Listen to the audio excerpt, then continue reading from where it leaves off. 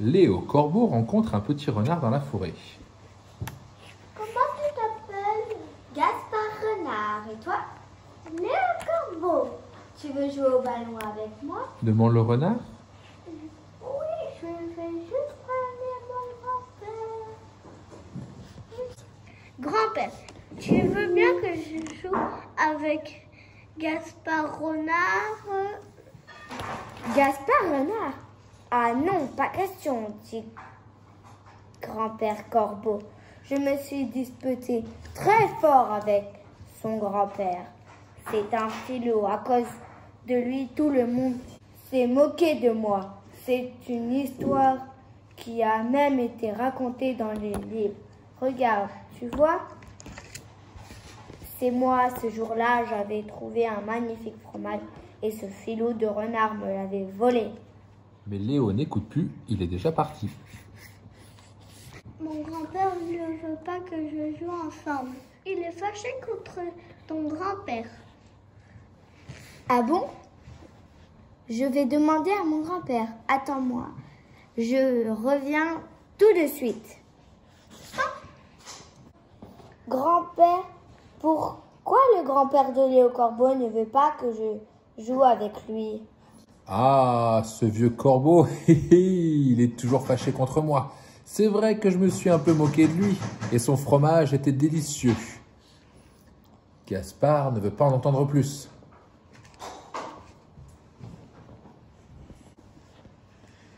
Il part retrouver Léo, mais tout à coup, un grand vent se lève.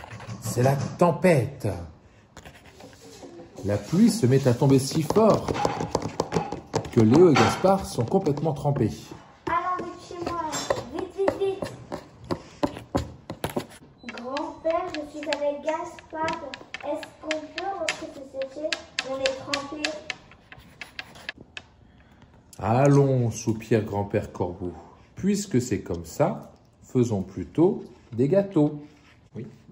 Dehors, le ciel s'est encore assombri. La pluie recommence à tomber et l'orage gronde.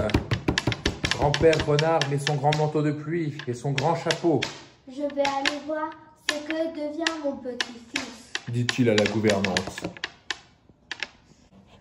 Dans la cuisine de grand-père Corbeau, tout le monde travaille quand tout à coup, un terrible coup de tonnerre fait trembler la maison. Tout s'éteint, c'est l'épouvante. Léo essaye de voir ce qui se passe dehors. Il aperçoit la silhouette de grand-père Renard avec son grand chapeau et son grand manteau et ses yeux luisants dans le noir. Que vient-il faire ici par ce temps? À cet instant, la porte s'ouvre, la lumière revient et grand-père Renard fait un grand salut. Bonjour, monsieur du Corbeau. Que vous êtes joli, que vous me semblez beau, sans mentir. Assez, monsieur du Renard, assez. Je n'ai pas de fromage à vous proposer aujourd'hui. Mais je crois que mes biscuits ne sont pas mauvais, hein? Si vous voulez me faire plaisir d'y goûter. Grand-père Renard, honteux et confus, s'installe devant un bon café, tandis que Gaspard et Léo s'en vont jouer dans la chambre.